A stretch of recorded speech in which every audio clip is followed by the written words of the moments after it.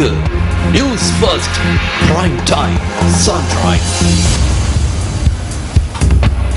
அனைவருக்கும் இனிய காலை வணக்கங்கள். நீங்கள் இணைந்து கொள்வது பிரைம் டைம் சன்ரைஸ் காலை நேர பிரதான செய்திகளுடன். இன்று அக்டோபர் மாதம் 20ஆம் தேதி திங்கட்கிழமை. மலர்ந்திருக்கும் இந்த நாள் அனைவருக்கும் மகிழ்ச்சி பொங்கும் நாளாக அமைய வேண்டும் என்று நியூஸ் ஃபர்ஸ்டின் சார்பாக வாழ்த்துக்கள் தெரிவித்துக் கொள்கின்றோம். அதோடு 16வது அகவையில் காலடி எடுத்து வந்துள்ள சக்தி டிவிக்கும் எமது வாழ்த்துக்களை நியூஸ் ஃபர்ஸ்டின் சார்பாக தெரிவித்துக் கொள்கின்றோம். காலை நேர பிரதான செய்திகளில் முதலில் தலைப்புச் செய்திகள்.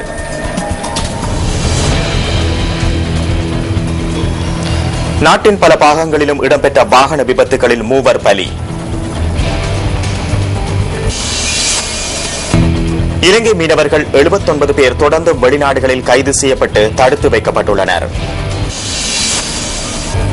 நாட்டின் பெரும்பாலான பகுதிகளில் இன்றும் இடியுடன் கூடிய மழை பெய்யக்கூடும்.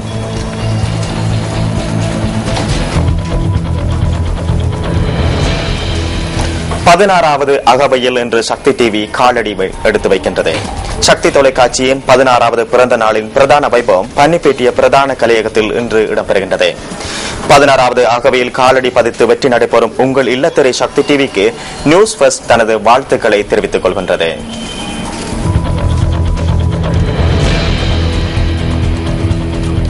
நான்கு படகுகளுடன் 24 இலங்கை மீனவர்கள் கடந்த வாரமளவில் பங்களாதேஷ் கடற்படையினரால் கைது செய்யப்பட்டுள்ளனர். சஞ்சனா துவ 2, ராஜா 7, சமிந்த 6 மற்றும் காந்தி 10 ஆகிய படகுகளையே பங்களாதேஷ் கடற்படையினர் கைப்பற்றியுள்ளனர். இவர்களை விடுவிப்பது தொடர்பில் எடுக்கப்படும் நடவடிக்கை குறித்து பங்களாதேஷில் உள்ள இலங்கை உயர்ஸ்தானிகர் ஆலயத்திடம் நியூஸ் ஃபர்ஸ்ட் வினவியது. வெளிவிவகார அமைச்சினால் உத்தியோகபூர்வ அறிவித்தல் விடுக்கப்படுமாயின் அவர்களை விடுவிப்பதற்கான நடவடிக்கை ஆரம்பிக்கப்படும் என பதில் உயர்ஸ்தானிகர் AG அபேசேகர தெரிவித்தார். இருந்தபோதிலும் உத்தியோகபூர்வ அறிவித்தல் இதுவரை தமக்கு கிடைக்கப்பெறவில்லை என அவர் குறிப்பிட்டுள்ளார். குறித்த மீனவர்கள் நாளைய தினம் பங்களாதேஷ் போலீசாரிடம் ஒப்படைக்கப்பட உள்ளதாக பங்களாதேஷில் உள்ள இலங்கைக்கான பதில் உயர்ஸ்தானிகர் AG அபேசேகர குறிப்பிட்டார். இதேவேளை 3 படகுகளுடன் 15 இலங்கை மீனவர்கள் மியான்மரில் கைது செய்யப்பட்டுள்ளனர். இந்த மீனவர்களை விடுவிப்பதற்கு நடவடிக்கை எடுக்கப்பட்டுள்ளதாக மியான்மருக்கான இலங்கை தூதுவர் HR பியசேரி குறிப்பிட்டார். இந்தியாவினால் இலங்கை மீனவர்கள் 40 பேர் கைது செய்யப்பட்டுள்ளதுடன் 21 படகுகளை கைப்பற்றியுள்ளனர். குறித்த மீனவர்களை விடுவிப்பதற்கு தூதரகத்தினூடாக தமிழ்நாடு அரசாங்கத்துடன் பேச்சுவார்த்தை நடத்தப்பட்டுள்ளதாக கடற்றொழில் அமைச்சு குறிப்பிட்டுள்ளது. அண்டை நாடுகளின் கடல் எல்லைக்குள் பிரவேசித்து சட்டவிரோதமாக மீன்பிடியில் ஈடுபடுவதனை தவிர்த்துக் கொள்ளுமாறு கடற்றொழில் பிரதி அமைச்சர் சரத்குமார குணரத்ன மீனவர்களிடம் கேட்டுக் கொண்டுள்ளார்.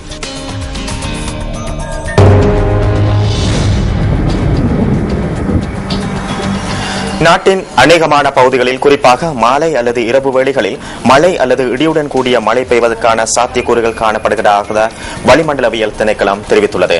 நாட்டின் இன்றைய வானிலை தொடர்பான தகவல்களை அறிந்து கொள்வதற்காக வானிலை அதிகாரி K. சூரியகுமாருடன் நாம் நேரடியாக தொடர்பினை ஏற்படுத்துகின்றோம்.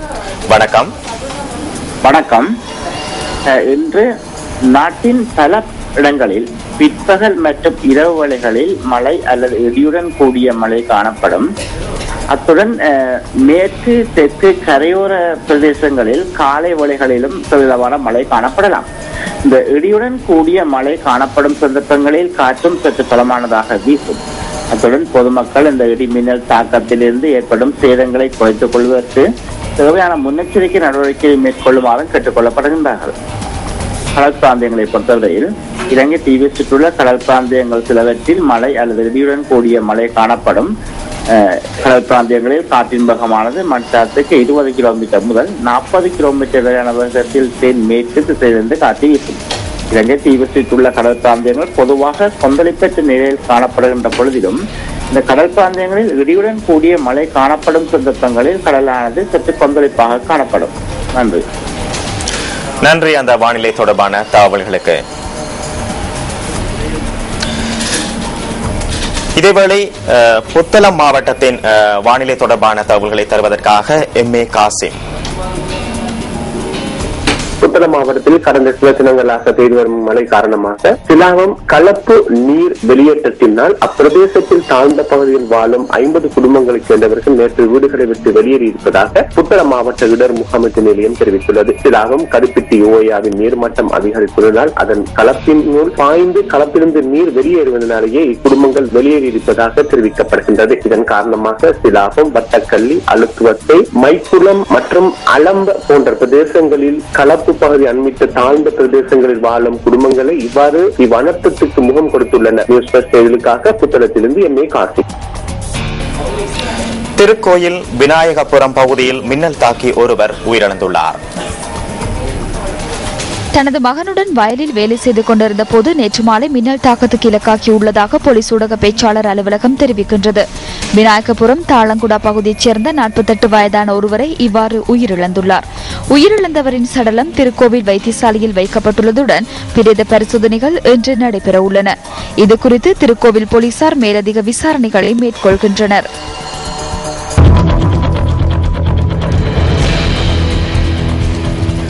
நாட்டின் பல பாகங்களிலும் இடம்பெற்ற வாகன விபத்துகளில் 3 உயிரிழந்ததுடன் மேலும் 36 பேர் காயமடைந்துள்ளனர். கலவானை கழுப்பாலத்துக்கு அருகில் இடம்பெற்ற வாகன விபத்தில் போலீஸ் கான்ஸ்டபிள் ஒருவர் உயிரிழந்துள்ளார். நேற்றிரவு 7 மணியளவில் இந்த விபத்து நேர்ந்துள்ளதாக போலீசார் குறிப்பிட்டனர்.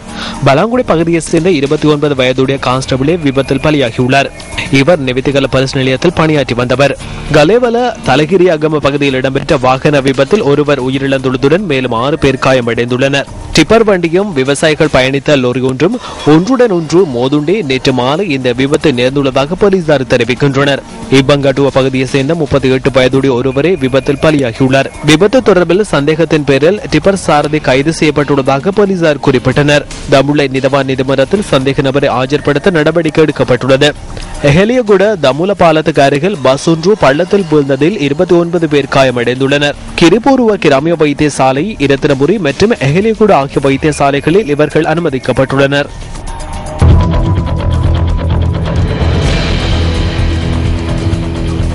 திருகோணமலை மாவட்டத்தில் 15,157 பேருக்கு தேசிய அடையாள அட்டை இல்லை என அறிய கிடைத்துள்ளதாக கெஃபே அமைப்பு தெரிவிக்கின்றது. அண்மையில் இடம்பெற்ற கலந்துரையாடல் ஒன்றின் போது இந்த விடயம் தெரிய வந்துள்ளதாக கெஃபே அமைப்பின் நிறைவேற்று பணிப்பாளர் கீர்த்தி தென்னகோன் குறிப்பிடுகின்றார்.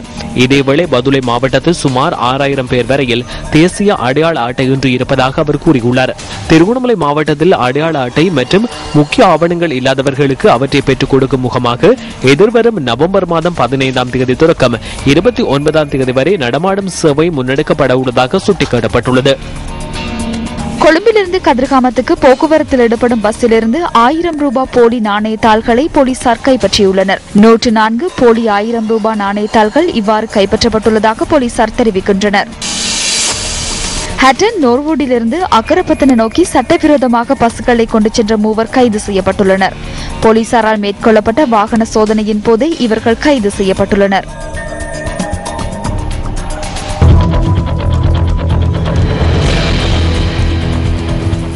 முகாம்களை அகற்றிய சப்ரகமுவ பல்கலைக்கழக மாணவர்கள் நேற்றைய தினம் மீண்டும் ஆரம்பித்த சத்தியாகிரக போராட்டம் தொடர்கின்றது. பலாங்குட கொழும்பு பிரதான வீதியின் பம்பகின்ன முச்சந்தியில் பல்கலைக்கழக மாணவர்களால் நேற்று ஆரம்பிக்கப்பட்ட சத்தியாகிரக போராட்டத்தில் பிரதேச மக்களும் இணைந்து கொண்டனர். நேற்றிரவு பம்பகின்ன முச்சந்திக்கு வந்த பெருந்திரளான மாணவர்கள் அங்கு சத்தியாகிரகத்தில் ஈடுபட்டவர்களுக்கு ஆதரவு தெரிவித்ததாக எமது பிராந்திய செய்தியாளர் தெரிவித்தார். குறித்த பகுதியில் பாதுகாப்பு பலப்படுத்தப்பட்டிருந்ததாகவும் எமது பிராந்திய செய்தியாளர் குறிப்பிட்டார்.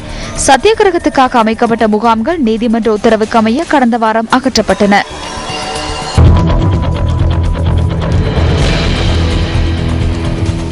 முன்னூற்று 50 தொழிற்சங்கங்களின் பிரதிநிதிகளின் பங்கேற்புடன் கொழும்பில் இன்று ஆர்ப்பாட்டம் ஒன்று நடத்தப்படவுள்ளது. இம்முறை வரவு செலவு திட்டத்தில் 10,000 ரூபாவால் சம்பளத்தை அதிகரித்து தரும்படி அரசாங்கத்தை வலியுறுத்தியே இந்த ஆர்ப்பாட்டத்தை மேற்கொள்ளவுள்ளதாக தேசிய தொழிற்சங்க மத்திய நிலையத்தின் இணைப்பு குழு உறுப்பினர் வசந்த சமரசிங்க குறிப்பிட்டுள்ளார். கோட்டை ரயில் நிலையம் முன்பாக இன்று மாலை 3:30க்கு இந்த ஆர்ப்பாட்டத்தை ஆரம்பிக்க உள்ளதாகவும் அவர் குறிப்பிட்டார்.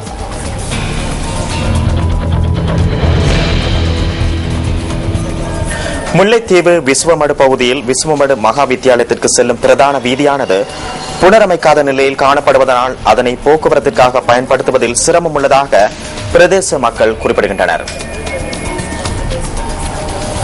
நெடுஞ்சாலைகளும் பெருந்தெருக்களும் அபிவிருத்தி செய்யப்படுகின்ற நிலையில் சில கிராமங்களில் உள்ள வீதிகள் புனரமைக்கப்படாத நிலையில் காணப்படுகின்றன. மேல்குடியேற்றம் செய்யப்பட்ட பகுதிகளில் வீதி புனரமைப்பு போன்ற அடிப்படை வசதிகளை மேற்கொள்வது அவசியமானதாகும். முல்லைத்தீவு விசோமடு பகுதியில் விசோமடு மகா வித்தியாலயத்துக்கு செல்லும் பிரதான வீதியானது புனரமைக்கப்படாமையினால் இந்த வீதியினூடாக போக்குவரத்தில் ஈடுபடும் மாணவர்களும் பொதுமக்களும் பெரும் அசௌகரியங்களை எதிர்நோக்கி வருகின்றனர். விசோமடு குளத்துக்கான பிரதான வீதியாகவும் இவ்வீதியை காணப்படுகின்றது. அத்துடன் வட்டக்கச்சி ஊடாக கிளிநொச்சி செல்வதற்காகவும் மக்கள் இந்த வீதியையே பயன்படுத்துகின்றனர். பயன்பாடு கூடிய இந்த வீதி அபிவிருத்தி செய்யப்படாமை குறித்து பிரதேச மக்கள் கவலை தெரிவிக்கின்றனர். இந்த வீதியால பள்ளிக்கூட மாணவர்கள் மாணவிகள் செல்வதற்கு மழை காலத்தில் மிக கஷ்டம். இப்போது பாக்கியத்தில் நல்லமாயிருக்கு. மழை பெய்தால் அங்காலும் இங்காலும் வீதி அர்த்தனுக்கு இருக்கும், நடுவே விட்டியா இருக்கும், சைக்கிளையே ஓடிக்கொள்ள முடியாத நிலை அப்படி நடந்து கொண்டிருக்கு இதுவரை காலமும். மழைக்காலங்களில் இவ்வீதியானது சேரும் சகதியும் நிறைந்ததாகவும் குன்றும் குழியுமாகவும் காணப்படுவதனால் பாடசாலை மாணவர்கள் சேற்று நீரில் குளித்தே பாடசாலைக்கு செல்ல வேண்டிய நிலை ஏற்படுகின்றது. இந்த விடயம் தொடர்பில் பலரது கவனத்திற்கு கொண்டு வந்த போதிலும் இதுவரையில் புனரமைப்பு நடவடிக்கைகள் எதுவும் முன்னெடுக்கப்படவில்லை என்று மக்கள் ஆதங்கமுறுகின்றனர்.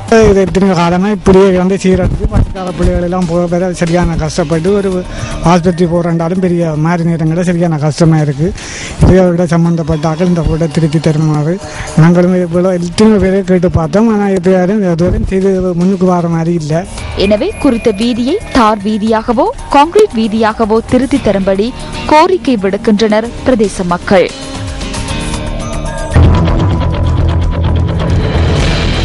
பிரைம் டைம் சன்ரைஸ் காலை நேர பிரதான செய்தி நிறைவு பெறுகிறது. தொடர்ந்தும் பிரஸ் ரிலீஸ் நிகழ்ச்சியோடு இணைந்திருங்கள். வணக்கம். Hotline 0114-896-896 www.newsfirst.lk. Feedback at newsfirst.lk.